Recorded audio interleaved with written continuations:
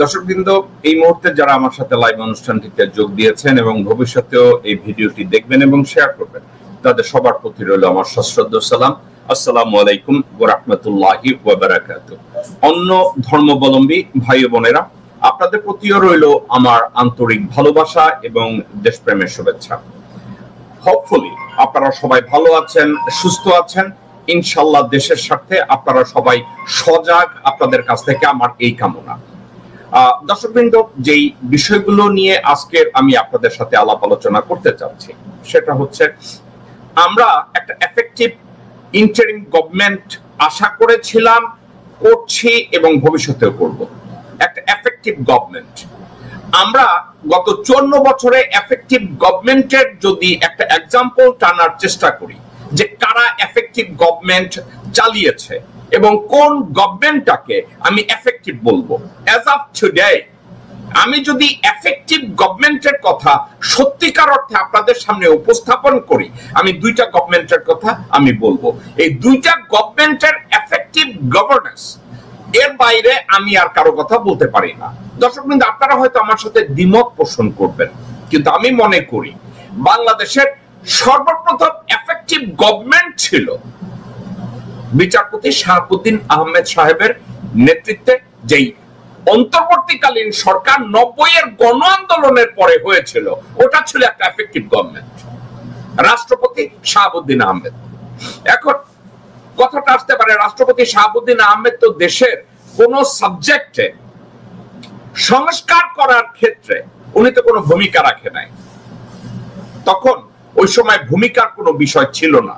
কিন্তু আমি এফেক্টিভ গভর্নেন্সের কথা এজন্য বলি, ওনার সময় রাস্তাঘাটে আন্দোলন, বাস পোড়ানো, গুম খুন, জাহান্নাম, সেনাবাহিনীর ভিতর থেকে কেউ রাষ্ট্র রাজনীতি নিয়ে কথা বলবে, আয়নাঘর নিয়ে ফালতামি করবে, এ ধরনের সাহস শাহাবুদ্দিনের শাসন আমলের সময় কেউ করেনি। কোন সুপ্রিম কোর্ট, আইন কোর্টের, সুপ্রিম কোর্ট, হাইকোর্টের কোন বিচারপতি, কোন আইনজীবী, কোন ব্যক্তি বা কোন গোষ্ঠী রাষ্ট্রের বিরুদ্ধে এভাবে মাথা চাড়া দিয়ে এখন যেভাবে করতে পারে নাই। শাহাবুদ্দিন সাহেব ওই সময় জেনারেল নুরুদ্দিন ছিলেন সেনাবাহিনীর প্রধান, কঠোর হস্তে উনি ওই সময় আইন শৃঙ্খলা পরিস্থিতি মোকাবেলা করে শান্ত রেখে উনি নির্বাচন দিয়েছিলেন খুব সফলভাবে। এক আর দুই, এফেক্টিভ গভর্নেন্সের ক্ষেত্রে আমি জানি আমার দ্বিতীয় অ্যাসেসমেন্টের উপরে আমার উপরে আপনারা অনেকে রাগ করতে পারেন, কিন্তু তারপরে আমি বলবো এফেক্টিভ গভর্নেন্সের ক্ষেত্রে আরেকটা ব্যক্তি ভালো কাজ করেছিল প্রথম 2-3 মাস, জেনারেল মইনুল আহমেদ এবং তার সাথে যে তত্ত্বাবধায়ক সরকারের প্রধান ছিল ফখরুদ্দিন। প্রথম 2 থেকে 4 মাস তারা এফেক্টিভ একটা গভর্নমেন্টের কথা তারা তুলে ধরেছিল এবং এফেক্টিভ একটা গভর্নেন্সের জন্য যা যা করার তারা সঠিক পন্থায় করেছিল। তবে আমি যদি কম্পেয়ার করতে যাই রাষ্ট্রপতি শাহাবুদ্দিন সাহেবের সময় এবং মইনুল আহমেদের সময়, আমাদের জাতীয় চরিত্র, আমাদের খাসিলত, আমাদের অদূরদর্শিতা এবং ইডিওসি, এটার ক্ষেত্রে আমি মঈন এবং ফখরুদ্দিনের শাসন প্রথম 3 থেকে 4 মাসের শাসনকে আমি বলবো গভর্নিং এর ক্ষেত্রে সবচেয়ে ভালো ছিল। কেন সবচেয়ে ভালো ছিল? দুর্নীতিবাজরা রাস্তার মধ্যে গাড়ি রাইখা পলায় গেছে, টাকার বস্তা ঘরের মধ্যে রাখতে পারে না, রাস্তা ফলাইয়া পলায় গেছে। ব্যবসায়ীরা দেশ ছাইরা বর্ডার ক্রস করছে, পলায় গেছে। মইনুল আহমেদ এই কাজটা করছিলেন, কিন্তু মইনুল আহমেদ 4 মাসের মাথায়, 5 মাসের মাথায় উনি বিএনপি সহযোগিতা পায় নাই, আওয়ামী লীগের সহযোগিতা পায় নাই, দেশ প্রেমিকদের সহযোগিতা পায় নাই। শেষ পর্যন্ত নিজের জান বাঁচাতে, পরিবারের জান বাঁচাতে ভারতের কোলে গিয়ে বসলো, দেশটাকে সারেন্ডার করে দিচ্ছে। কিন্তু মইনুল আহমেদ এবং ফখরুদ্দিনের প্রথম 4 মাস ছিল বাংলাদেশের স্বর্ণযুগ গভর্নিং এর ক্ষেত্রে। অনেকে আমার কাছে বিতর্ক করবেন মইনুল আহমেদ ষড়যন্ত্রকারী। অফকোর্স সে ষড়যন্ত্রকারী, কিন্তু আপনারা যদি একা একা চিন্তা করে দেখেন, মইনুল আহমেদ এবং ফখরুদ্দিন ওই সময় যে কাজগুলো করেছে আপনাদের মনে আছে তো? ফখরুদ্দিন সিভিল প্রশাসন রানিং এর ক্ষেত্রে, গভর্নিং এর ক্ষেত্রে মইনুল আহমেদ 110% সাপোর্ট দিয়ে মইনুল আহমেদ ফখরুদ্দিনকে সামনে এগিয়ে নিয়ে গেছে। আর দুর্নীতির ক্ষেত্রে মইনুল আহমেদ প্রথম 4 মাস কোনো ছাড় কাউকে দেয় নাই। আমার এখনো মনে আছে উনি একটা ট্রুথ কমিশনও করেছিল। টাকা হাজার হাজার কোটি টাকা জমা হওয়া শুরু করছিল। এখন আমি দুইটা কথা কেন টানলাম? ওই সময় খালেদা জিয়া এবং হাসিনা দুইজনকে মঈন হাজতে পড়েছিল এবং মঈন বুঝেছিল বাংলাদেশে এই দুই দলের নেত্রীদেরকে যদি আমি চেংদোলা করে হাজতে না ঢুকাই, পরিস্থিতি নরমাল হবে না।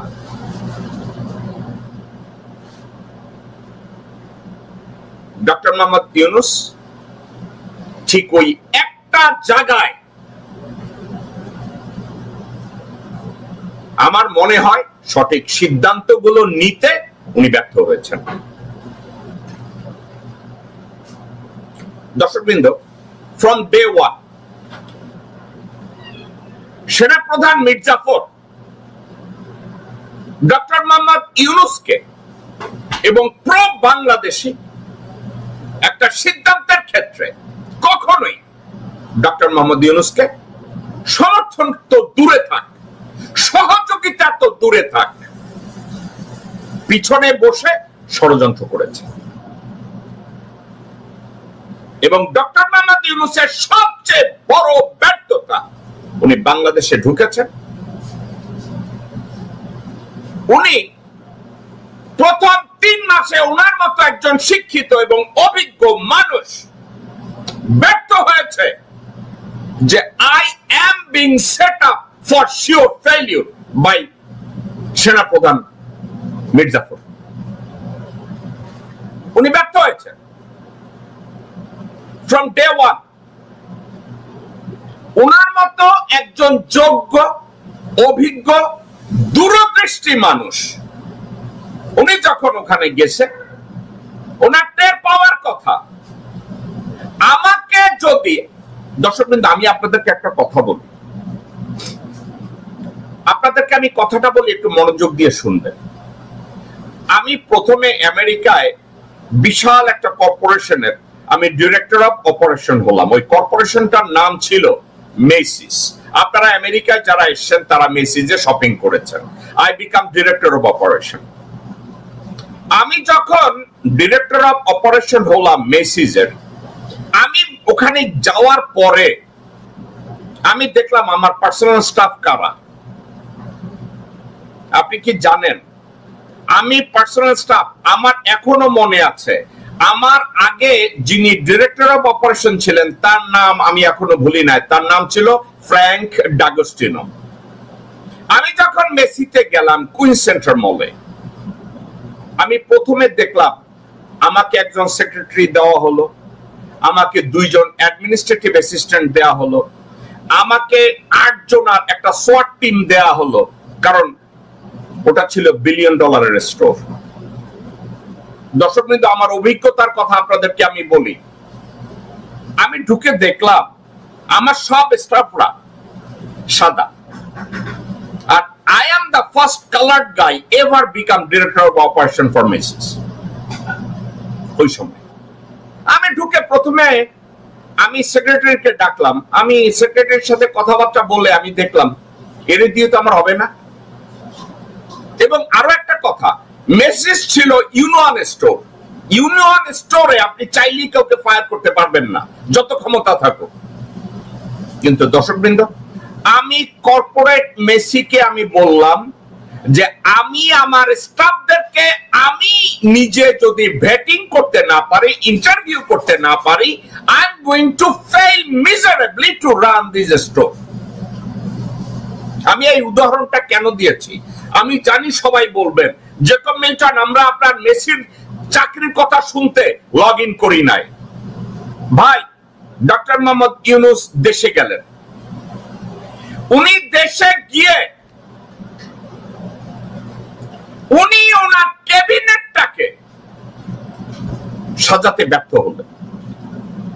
ওনার প্রতিরক্ষা উপদেষ্টা দেয়া হলো একজনকে যাকে উনি চিনেনই না, যাকে উনি ইন্টারভিউ করেন নাই, যাকে উনি ব্যাটিং করেন নাই। ওনাকে একজন মিলিটারি অ্যাসিস্ট্যান্ট দেয়া হলো জেনারেল ফেরদৌসকে, যাকে উনি চিনেন না, যাকে উনি জানেন না, এবং উনি তাদেরকে ইন্টারভিউ করেন নাই, উনি তাদেরকে ব্যাটিংও করেন নাই। ওনাকে ধরায় দেওয়া হলো আইন উপদেষ্টা, ওনাকে ধরায় দেওয়া হইল পররাষ্ট্র উপদেষ্টা। একজন যোগ্য অ্যাডমিনিস্ট্রেটর যদি অন্তর্বর্তীকালীন সরকারের দায়িত্ব নেন, আপনাদেরকে আমি একটা কথা বলি, আমি এই কথাটাকে আপনারা একটু মনোযোগ দিয়ে শুনবেন। বিচারপতি শাহাবুদ্দিন আহমেদকে যখন অস্থায়ী রাষ্ট্রপ্রধান করা হলো, উনি বঙ্গভবনে গেলেন। বঙ্গভবনে ওনার বাসাটা ছিল তখন কাকরাইল মসজিদের পাশে যে প্রধান বিচারপতির বাসভবন, ওখানে। বিচারপতি শাহাবুদ্দিন আহমেদ বঙ্গভবনে যাওয়ার আগের দিন প্রধান বিচারপতির বাসভবনে দেখা গেল 200-300 গেস্ট তার বাসায়। সবাই অবাক হয়ে গেছে, শাহাবুদ্দিনের বাসায় এত গেস্ট কখনো যায় না, কিন্তু আজকে শাহাবুদ্দিনের বাসায় এত গেস্ট কেন? দর্শকবৃন্দ, শাহাবুদ্দিন সাহেবের এমন কোন আত্মীয় নাই যাকে তিনি দাওয়াত দেন নাই। ওনার ওই কাকরাইলের ওই যে মসজিদ, ওই মসজিদের পাশে প্রধান বিচারপতির বাসভবনে সবাই বলল কি হইতেছে। দর্শকবৃন্দ, ওই সময় আমার সুযোগ হয়েছে কয়েকটা জিনিসকে সরাসরি অবজার্ভ করার। একটা কি ছিল জানেন? শাহাবুদ্দিন আহমেদ নিজের স্ত্রী, পুত্র, কন্যা, ভাই, ভাইয়ের ছেলে, ভাইনা, আত্মীয় স্বজন সবার দিকে তাকালেন। তাকায় বললেন, আমি আগামীকালকের অস্থায়ী রাষ্ট্রপতির শপথ নেব এবং আমি বঙ্গভবনে যাব। আমি যতদিন রাষ্ট্রপতি থাকব, আল্লাহর ওয়াস্তে আপনারা কেউ আমার চারপাশে ভিড় করবেন না। আল্লাহর ওয়াস্তে আমাকে কেউ কোনো কাজের ব্যাপারে ফোন করবেন না। আল্লাহর ওয়াস্তে আমার সন্তানরাও বঙ্গভবনে গিয়ে রাষ্ট্রপতির খাওয়া দাওয়ার মধ্যে ভাগ না বসায়। আপনারা কি জানেন, শাহাবুদ্দিন আহমেদ সাহেব যখন এই কাজটা করেছে, তার সন্তানরা, তার বউ, প্রত্যেকটা লোক তার দিকে তাকায় ছিল। আপনারা কি জানেন? আপনাদের কোনো ধারণা আছে শাহাবুদ্দিন আহমেদ যখন এই কাজটা করছে, আপনি কি জানেন ওখানে অনেক কান্নাকাটি হয়েছে? আপনি কি জানেন ওখানে বলা হয়েছে এই লোকটা তার নীতি এবং সততার বাহিরে জীবনে কি কিছু করছে? আমাকে বলবেন জেকব ভাই, আপনাকে কি এই স্টোরি কেউ বলেছে? এবার আপনাদেরকে সারপ্রাইজ দাও একটা কথা বলি। আমার ভাগ্যে জুটে ছিল একটা কথা। আমি ওই দিন প্রধান বিচারপতির বাসভবনের ঢোকার ভাগ্য আমার হয়েছিল। এবং তার কথাগুলো শোনার ভাগ্য আমার হয়েছিল। এখন আপনারা কি কখনো চিন্তা করতে পারেন এ ধরনের একজন ব্যক্তি বাংলাদেশে দ্বিতীয়বার আসবে? এ ধরনের একজন ব্যক্তি বাংলাদেশে বসে দেশটাকে এভাবে চালাবে? উনি অফিসে গেলেন, অফিসে যারা ছিল প্রথম 7 দিন একজন একজন করে বিচারপতি শাহাবুদ্দিন ইন্টারভিউ করলেন। আপনারা শুনলে অবাক হবেন, বঙ্গভবনের 4 ভাগের 3 ভাগ এমপ্লয়িকে, including military secretary to the president, transport, পোল, সিকিউরিটি, উনি চেঞ্জ করলেন। উনি যাদেরকে দিয়ে হবে না তাদেরকে বাদ দিলেন। নুরুদ্দিনেরও সাহস হইল না ওনাকে কিছু বলার। হাসিনা, খালেদা কারো ক্ষমতা ছিল না শাহাবুদ্দিন আহমেদকে কোন বিষয়ে আঙ্গুলবাজি করা। আমি কার কথা বলছি? বিচারপতি শাহাবুদ্দিন আহমেদ। আপনারা হয়তো বলবেন বাংলাদেশের হিস্ট্রিতে এমন রাষ্ট্রনায়ক ছিল রে ভাই। ডক্টর মোহাম্মদ ইউনূস ফ্রান্স থেকে বাংলাদেশে গেলেন, পরিস্থিতির পরিবর্তন হয়েছে। ডক্টর মোহাম্মদ ইউনূস বিশ্ব বরেণ্য, শিক্ষিত, গ্রহণযোগ্য একজন মানুষ। উনি বাংলাদেশে ঢুকে উনি আবেগটাকে এত মূল্যায়ন দিলেন, ফিডার খাওয়া ছেলেদের বললেন এরা আমার এমপ্লয়ার। জাস্ট উনি ওনার ইমোশনকে এতটা মূল্যায়ন করলেন, ফিডার খাওয়া কয়েকটা ছেলে পাশে দাঁড় করাইয়া কেউরে বললেন মাস্টার মাইন্ড, কেউরে বললেন আপনারা আমার এমপ্লয়ার। ডক্টর মোহাম্মদ ইউনূস ঢাকায় ল্যান্ড করার পরে উনি যদি জেনারেল ওয়াকার এবং চারপাশের লোকজনদেরকে বলতেন আমি আমার পার্সোনাল স্টাফদের without interview and without my personal vetting আমি কোনো শপথ টপথ নেব না,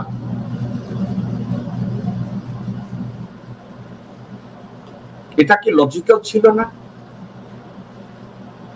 উনি যদি ওখানে ঢুকে বলতেন আমার মিলিটারি অ্যাসিস্ট্যান্ট তোমরা আমাকে 5 জনের একটা লিস্ট দাও, আমাকে ইন্টারভিউ করতে দাও, আমি সিলেক্ট করব আমার মিলিটারি অ্যাসিস্ট্যান্ট কে হবে, আমাকে 5 জনের লিস্ট দাও, আমি সিলেক্ট করব আমার প্রতিরক্ষা উপদেষ্টা কে হবে, আমাকে 5 জনের লিস্ট দাও যে পররাষ্ট্র উপদেষ্টা কি হবে, আমাকে 5 জনের লিস্ট দাও কে আইন উপদেষ্টা হবে।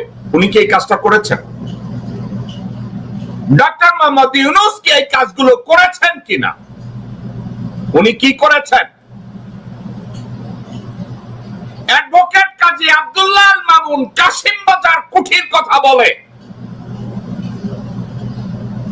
সেনা প্রধান মীর জাফর ওনার জন্য একটা ষড়যন্ত্রের বাক্স তৈরি করে ডক্টর মোহাম্মদ ইউনূসকে ওই বাক্সের ভিতরে ঢুকায় দিলেন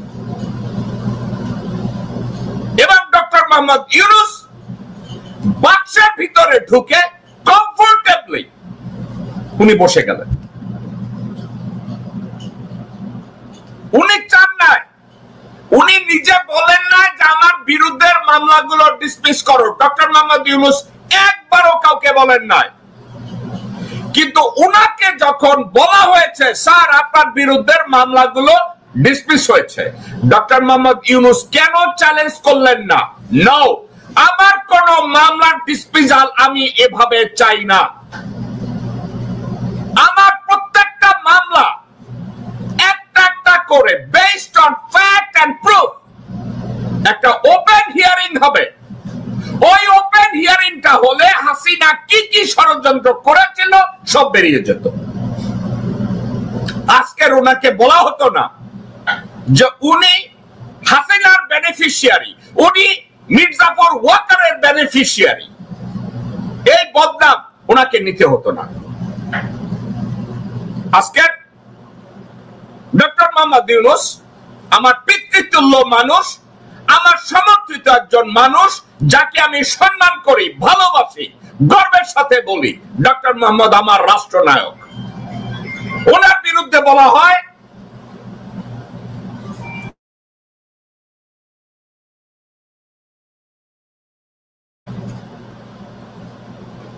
ওনার সম্পর্কে বলা হয় উনি ওনার আখের গুছায় নিছে, উনি তো বাংলাদেশকে গুছাইতে আসে নাই। ওনার সমালোচনাকারীরা বলে ওনার ট্যাক্স মওকুফ হয়েছে, ওনার আখের গুছাইছে, ওনার মামলা গেছে, উনি আরো কোটি কোটি টাকার মালিক হয়েছে। এই সুযোগটা ডক্টর মোহাম্মদ ইউনূস কেন তাদের হাতে তুলে দিলেন? ডক্টর মোহাম্মদ ইউনূস আজ পর্যন্ত জনগণ জানতে পারে নাই ওনার বিরুদ্ধে হাসিনা গণরা অন্যায়ভাবে মিথ্যা এলিমেন্টস দিয়ে ফলস ফ্যাক্ট তৈরি করে মামলা তৈরি করা হয়েছিল। ডক্টর মোহাম্মদ ইউনূস, আমরা সবাই জানি উনি দূরদর্শী, আমরা সবাই জানি উনি বিজ্ঞ, আমরা সবাই জানি উনি যোগ্য, আমরা সবাই জানি উনি সৎ, আমরা সবাই জানি উনি দেশপ্রেমিক। কিন্তু আমরা কি এটা বলতে পারি যে 84 বছর বয়সে ওনার বিচার শক্তিতে কিছুটা ঘাটতি তৈরি হয়েছে? হয় বিচার শক্তি ওনার ঘাটতি পড়েছে, আদারওয়াইজ বাংলাদেশের ষড়যন্ত্রকারীরা ওয়াকারের নেতৃত্বে ষড়যন্ত্র এমন ভাবে চলছে, উনি এই ষড়যন্ত্রটাকে ওভারকাম করার জন্য ওনার যে বয়স, ওনার যে পেশেন্স, ওনার যে ধৈর্য, ওনার যে দূরদৃষ্টি, এগুলা কাজ করছে না।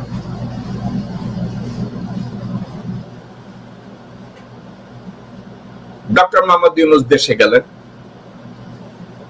ওনাকে একটা ষড়যন্ত্রের বাক্স বানিয়ে উনি ঢুকে গেলেন।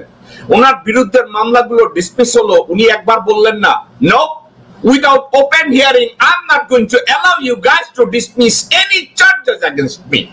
উনি এই কথাটা বললে উনি কতটা সম্মানের মালিক হতেন, উনি কতটা সম্মান পেতেন যে উইদাউট প্রপার ইনভেস্টিগেশন আমার বিরুদ্ধে কোন মামলা আমি ডিসমিসাল চাই না। উনি কাকে কাছে টেনে নিলেন? সৈয়দ কবির নামে মোমেন, পররাষ্ট্রমন্ত্রী মোমেন, অর্থমন্ত্রী আব্দুল মাল মুহিত এবং প্রথম আলো এবং ডেইলি স্টারের এক কামলা, তার নাম হলো সৈয়দ কবির, রয়ের এক বোনাফাইড লোক, তার স্ত্রীকে উনি বসায় দিলেন ওনার ফ্রন্ট ডোরে। দেশের জনগণ প্রথম আলোকে এবং ডেইলি স্টারকে কি চোখে দেখে এটা কি কারো বোঝার বাকি আছে? বাংলাদেশের সবাই বোঝে, ডক্টর মোহাম্মদ ইউনূস বুঝে না। এই কথাটা আমি যদি কাউকে বলি লোকজন আমার মুখে থুতু ফেলবে। ডক্টর মোহাম্মদ ইউনূস বুঝেন না এমন কোনো কিছু নাই। কাকে বসায় দিলেন দরজায়?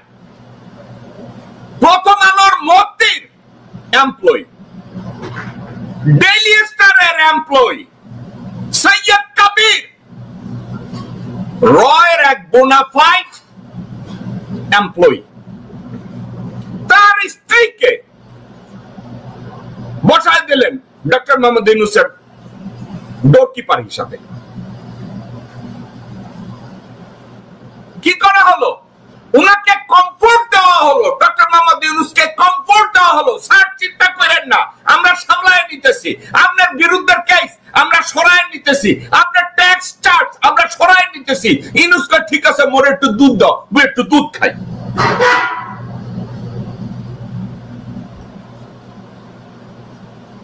অথচ ডক্টর মোহাম্মদ ইউনূস দুধ খাওয়ার জন্য দেশে যায় নাই, উনি 20 কোটি মানুষের ভাগ্যের পরিবর্তনের জন্য উনি দেশে গিয়েছেন। 20 কোটি মানুষের ভাগ্যের পরিবর্তনের জন্য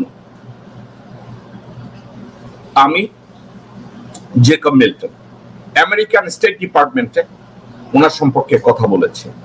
আমেরিকান স্টেট ডিপার্টমেন্টে বলছি he is the right man for the right.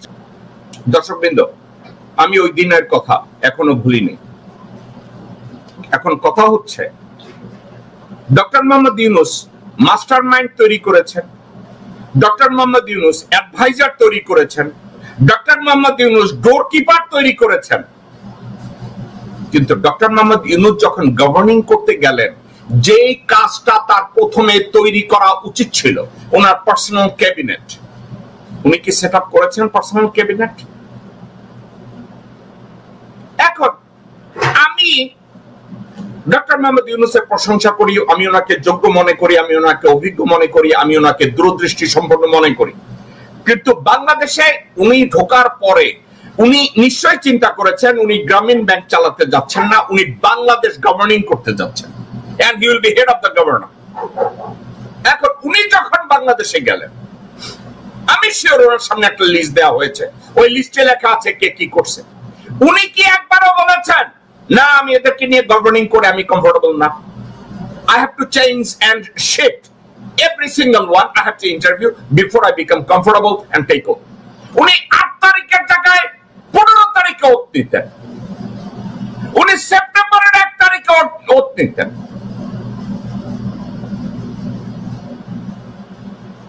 উনি 8 তারিখে ওত নিলেন, গোরখোদ কাব্বাসের মামলা 24 তারিখে ডিসমিস হয়ে গেল সবগুলো। আপনারা জানেন তো, যে গোরখোদ কাব্বাস বলে ওর বাপ কবর খুঁজা পুরি বেচা দপ্তরিগিরি করে অর্ধেক শাহজাহানপুরের মালিক হয়ে গেছে, সেই গোরখোদ কাব্বাস, মোহাম্মদ সালাম, আমির খসরু মাহমুদ, আব্দুল আওয়াল মিন্টু, এদের সবার কেস আগস্টের মধ্যে ডিসমিস হয়ে গেছে। ডক্টর মোহাম্মদ ইউনূস উনি তো এগুলো ডিসমিস করেন নাই, আর উনি এগুলো নিয়ে কথা বলতে পারছেন না স্রেফ একটা কারণে, উনি যদি এগুলো নিয়ে কথা বলেন বলবে স্যার আপনারটাও তো ডিসমিস হয়েছে। উনি কেন অ্যালাউ করলেন ওনার বিরুদ্ধে হাসিনার তৈরি করা মিথ্যা মামলাগুলো, কেন উনি অ্যালাউ করলেন ডিসমিস করতে? এখন ওই ডিসমিসলের প্রাইস উনি পে করছেন, উনি কারো দিকে আঙ্গুল জাগাতে পারছেন না। সবাই বলছে কেস তো আপনারও ডিসমিস হয়েছে অধ্যাপক ইউনূস।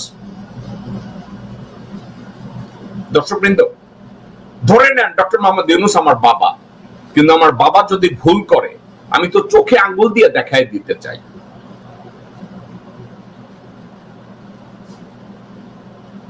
আপনি এ কথাটা তো বলা যাবে না, এটা তো বলা যাবে না, যাবে যাবে না। ডক্টর মোহাম্মদ ইউনূস এই কাজটা করলেন না, উনি মেনে নিলেন ওয়াকারের ষড়যন্ত্রে রয়ের দুইজন অপারেটিভকে, একজনকে বানালেন উনি মিলিটারি অ্যাসিস্ট্যান্ট, একজনের বানালেন উনি প্রতিরক্ষা উপদেষ্টা। মেজর জেনারেল ফেরদৌস হলো ওনার মিলিটারি অ্যাসিস্ট্যান্ট, আর জেনারেল হাফিজ হি বিকাম প্রতিরক্ষা উপদেষ্টা হইছে, আর ওনার ডোরকিপার হইছে পররাষ্ট্রমন্ত্রী মোমেন আর আব্দুল মাল মুহিতের ভাগনা বউ।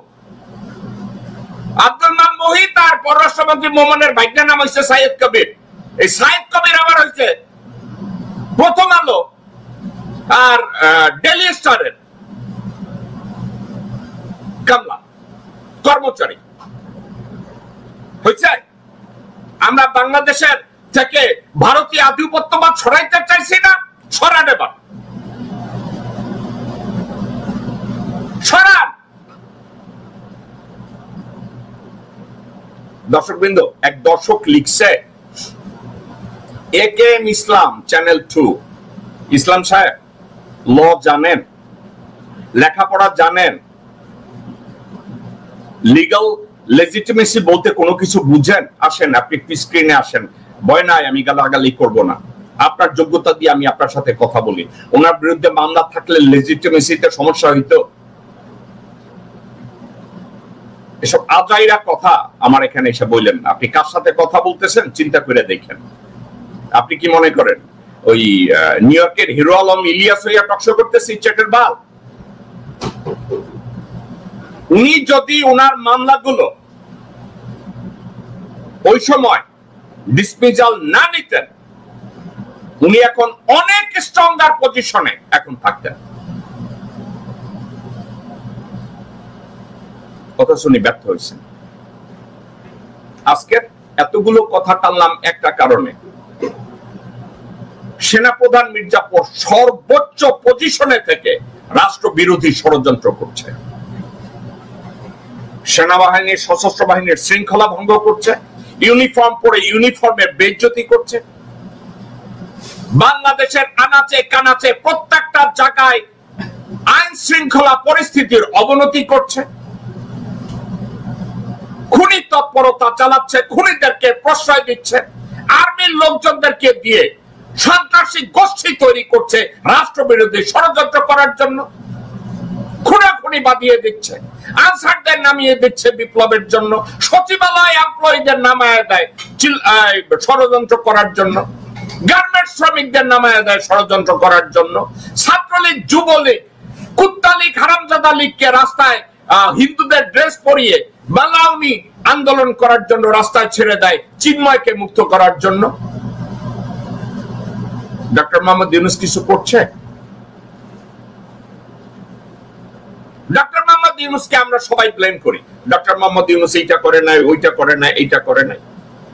আরে ভাই, আমি আপনাদেরকে একটা কথা শোনাবো, সেটা থেকে আপনাদেরকে একটা এক্সাম্পল দেব, সেখান থেকে দেখি আপনারা কিছু বুঝেন কিনা। শুনেন, এক ভদ্রলোক, দর্শকবৃন্দ, জেনারেল ওয়াকার অর্থাৎ সেনাপ্রধান মির্জাফর ওখানে বসে আছে, বিডিআর পিলখানা হত্যাকাণ্ডের প্রত্যেকটা আলামতকে ওখানে থেকে ডিস্ট্রয় করছে। আজকের এই ছেলেরা যদি বলে আমাদের পিতৃহত্যা মাতৃহত্যার প্রতিশোধ চাই, এরা বিডিআর পিলখানা হত্যার প্রতিশোধ চায়, কিন্তু তারা ডক্টর মোহাম্মদ ইউনূসের হাতকে শক্তিশালী করতে তারা ব্যর্থ হচ্ছে। এখন বলবেন ডক্টর মোহাম্মদ ইউনূসের হাতকে শক্তিশালী কি করে করবে? ওয়াকার কন্টিনিউয়াসলি ষড়যন্ত্র করছে। আমি বিডিআর এর মহাপরিচালক শাকিলের ছেলেকে বলবো, ওখানে 57 জন অফিসারের ভিতরে 50 জনের স্ত্রী, পুত্র, কন্যারা দেশের সাথে ষড়যন্ত্র করে ওয়াকারের কোলে গিয়ে বসেছে, ফায়দা নিচ্ছে, মুনাফা নিচ্ছে, চাকরি নিচ্ছে, পয়সা নিচ্ছে। তারা আর বিডিআর পিলখানা হত্যাকাণ্ডের বিচার চায় না।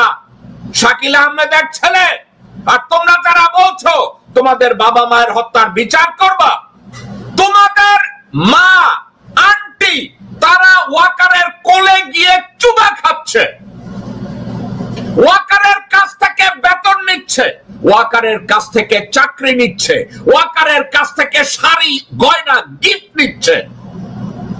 তারা বিচার চায় না, তো তোমরা কিভাবে বিচার করবা? আর আমার বাবা মাকে কেমনে মেরেছে? আর দুই একজন যারা বিচার চায় তাদেরকে সোশ্যালি এমন ভাবে ট্রিট করছে তাদেরকে দিয়ে যেন তারা যেন কোথাও আর বিচার চাইতে না পারে। ওয়াকার, বিডিআর, তোমাদের বাবা মা হত্যাকাণ্ডের সাথে বিডিআর বর্তমান সেনাপ্রধান মির্জাফর সরাসরি জড়িত, তোমরা এটা জানো। আমরা জানি তোমরা এটার বিচার চাও। ডক্টর মোহাম্মদ ইউনূস চলে গেলে, নির্বাচন যদি হয়, যদি নির্বাচন হয়ে যায়, এই বিচার বিএনপি করবে না, এই বিচার তারেক রহমান করবে না, কারণ তারেক রহমান এবং বিএনপির এই ক্ষমতা বা লেজিটিমেসি বা হেড আপ তাদের নাই। আপনারা মনে করেন বিএনপি ক্ষমতা এসে বিডিআর পিলখানা হত্যাকাণ্ডের বিচার করবে? My foot! বিএনপির শাওয়া, গোরখোদক আব্বাস, মির্জা ফাক, আমির খসরু মাহমুদ চৌধুরী, আব্দুল আউয়াল মিন্টু, সামাবাদ, লুমিন পায়খানা, এরা বিডিআর পিলখানা হত্যার বিচার করবে? আপনারা বলেন ভাই, আপনারা যদি বলেন কোন মৃত মানুষ কবর থেকে টুপি পরে আপনার জানাজা পড়াইতে আসবে, এইটা যেমন দুঃস্বপ্ন, ডক্টর মোহাম্মদ ইউনূস যদি চলে যান এবং বিএনপি যদি ক্ষমতায় আসে, ফরগেট অ্যাবাউট বিডিআর হত্যাকাণ্ড, ওসি প্রদীপের ফাঁসিটা পর্যন্ত হবে না। ঠিক আছে, ওসি প্রদীপ আছে না, কক্সবাজারের খুনি, তার ফাঁসিটা পর্যন্ত হবে না বিএনপি যদি ক্ষমতায় আসে। কোন পৃথিবীতে বাস করেন আপনারা?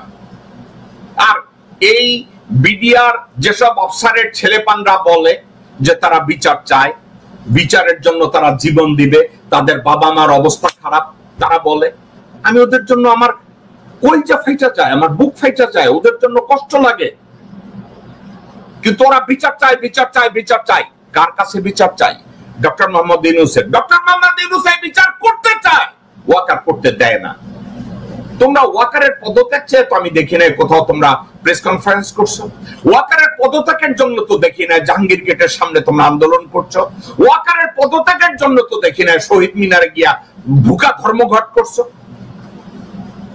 ডক্টর মোহাম্মদ ইউনূস চাইলেও বিচার করতে পারবে না, কারণ বিচার করতে গেলে তার ইন্টেলিজেন্স রিপোর্ট দরকার, প্রতিরক্ষা মন্ত্রণালয়ের উপরে তার 100% গ্রিপ দরকার, যেটা ডক্টর মোহাম্মদ ইউনূসের নাই। তোমরা কি এটা বুঝো নাকি বুঝো না বোঝার ভান করো? 57 জন পুলিশ অফিসারদের ভিতরে কমপক্ষে 50 জনের বউ অলরেডি বিক্রি হয়ে গেছে ওয়াকার গংদের কাছে, ডিজিএফআই গংদের কাছে, এনএসআই গংদের কাছে, সিআইডি গংদের কাছে। তোমরা কি জানো? তোমার বাবা শাকিলের ছেলেকে বলছি, তোমার বাবার বহু সাবঅর্ডিনেটদের যুবতী স্ত্রীরা কাপড় খুলে গিয়ে এখন ওয়াকার গংদের কাছে, আর তারা করবে বিডিআর হত্যাকাণ্ডের বিচার।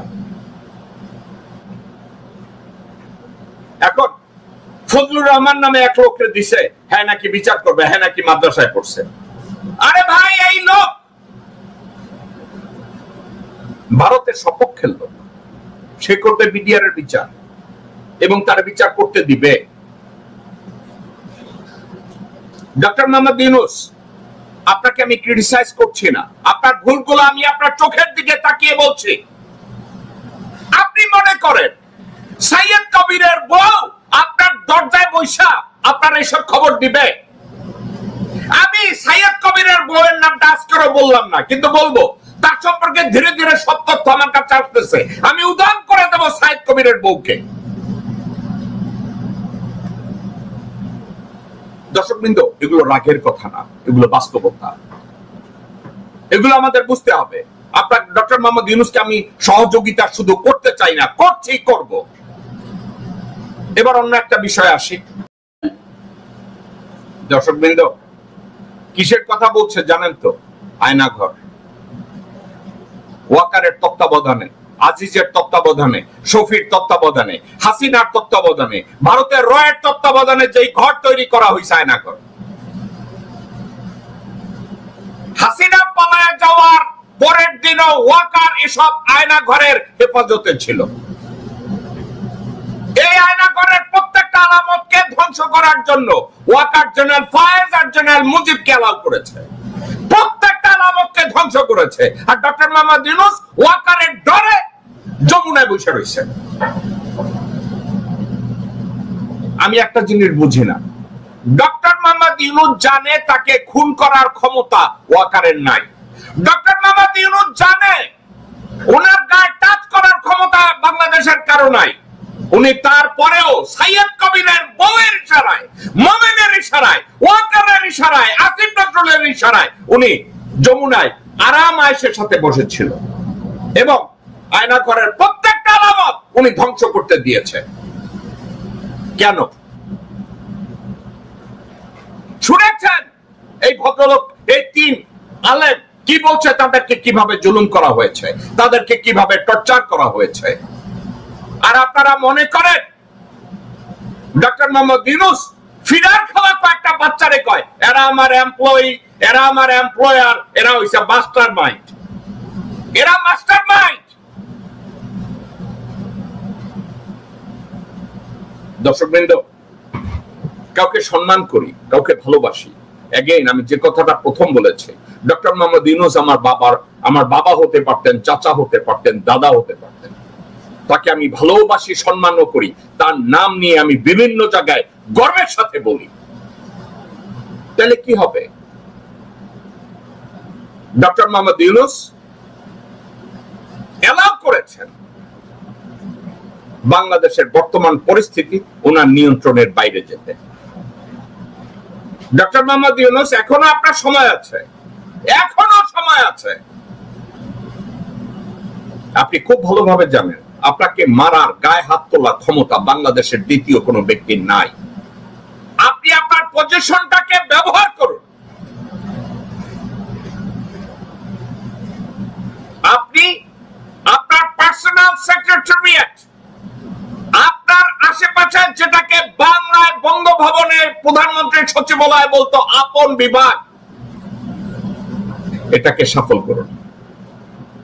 আপনার ঘরের দরজায় যদি প্রথম আলো আর ডেইলি স্টারের এমপ্লয়ির বউ বসে,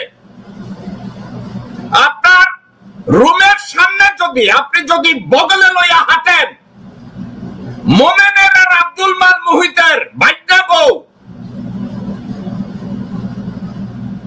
বাংলাদেশে কোনোদিন সংস্কার হবে না, বাংলাদেশে কোনোদিন ন্যায়ের শাসন প্রতিষ্ঠা হবে না, বাংলাদেশের 20 কোটি মানুষ তার ভোটাধিকার ফিরে পাবে না, বাংলাদেশ আবার হারিয়ে যাবে। ডক্টর মোহাম্মদ ইউনূস, আল্লাহ না করুন আপনি যদি ব্যর্থ হন, বাংলাদেশের মানুষ আর জীবনে শিক্ষিত, যোগ্য, গ্রহণযোগ্য কোনো মানুষকে আর বিশ্বাস করবে না। এবার আরো দুই একটা ব্যাপারে আমি কথা বলতে চাই। থানার পাশের পুকুরে শিবির নেতা সাজু মিয়াকে পিটিয়ে হত্যার ঘটনার 8 দিন পরে সামাজিক যোগাযোগ মাধ্যমে একটা ভিডিও প্রকাশ করা হয়। ওই ভিডিও থেকে প্রথম মানুষ জানতে পারে শিবিরের সাজুকে ছাত্রলীগের নেতা সাব্বির নামের এক হারামজাদা খুনি কিভাবে মেরেছে। যখন সাজুকে পিটিয়ে মারা হয়, সাজুর মা পিছন থেকে কান্নাকাটি করে বলছে, বাবা সাব্বির, আমার বাবারে আর মারিস না, ও তো মইরা যাবে।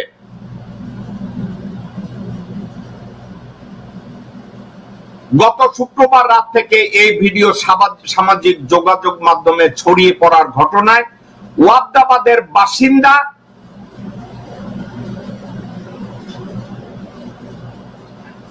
শাহিন মিয়ার ছেলে নিষিদ্ধ ঘোষিত ছাত্রলীগ নেতা সাব্বির রহমানের সংশ্লিষ্টতার সন্দেহ করা হয়। আমি একটা জিনিস বুঝি না, সাংবাদিকতা কত বড় নির্মম এবং মিথ্যাচার করে। যাকে খুন করা হয়েছে তার মা নিজ চোখে দেখছে যে সাজুরে পুকুরের মধ্যে ফালাইয়া সাব্বির পিটে মাইরা ফেলাইতেছে। যাকে পিটে মাইরা ফেলাইতেছে নিজ চোখে দেখছে, আই উইটনেস, সেখানে বলে সন্দেহ। যেমন হাসিনা বাংলাদেশের লোকজনদেরকে গুম করাইছে, লোকজনরা কয় ওনাকে ব্যাপারে সন্দেহ করা হয়েছে, এটা তো প্রমাণ হয় নাই, তাদের প্রমাণ দরকার।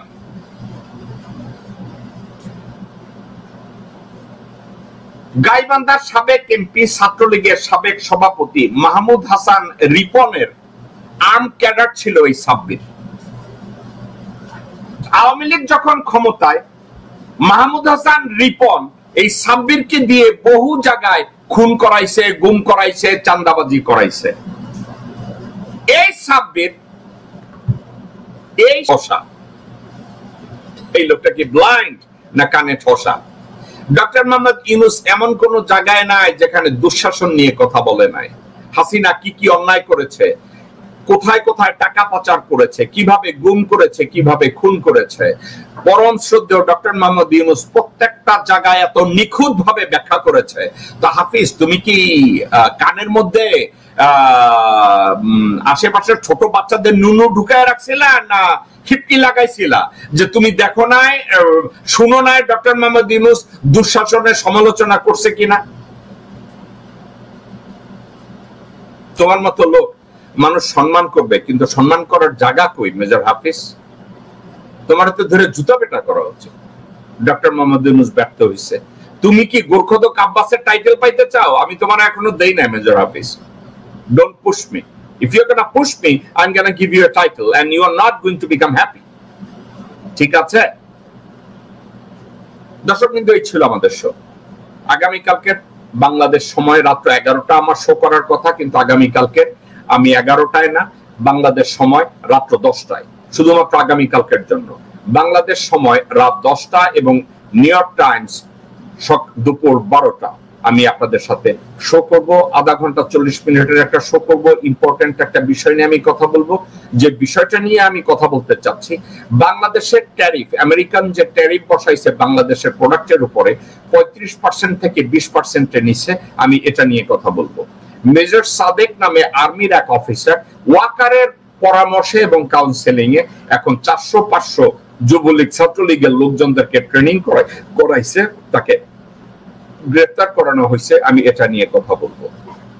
আরো 2-4টা ইম্পর্টেন্ট বিষয় নিয়ে আগামীকালকে বাংলাদেশ সময় রাত্র 10টায় এবং নিউ ইয়র্ক টাইমস দুপুর 12টায় আপনাদের সাথে আমি একটা শর্ট লাইভ করব আগামীকালকের রোববার বাংলাদেশ সময় রাত্র 10টায়। দর্শক বন্ধু, আমার জন্য আপনারা দোয়া করবেন, আমি আপনাদের জন্য দোয়া করি।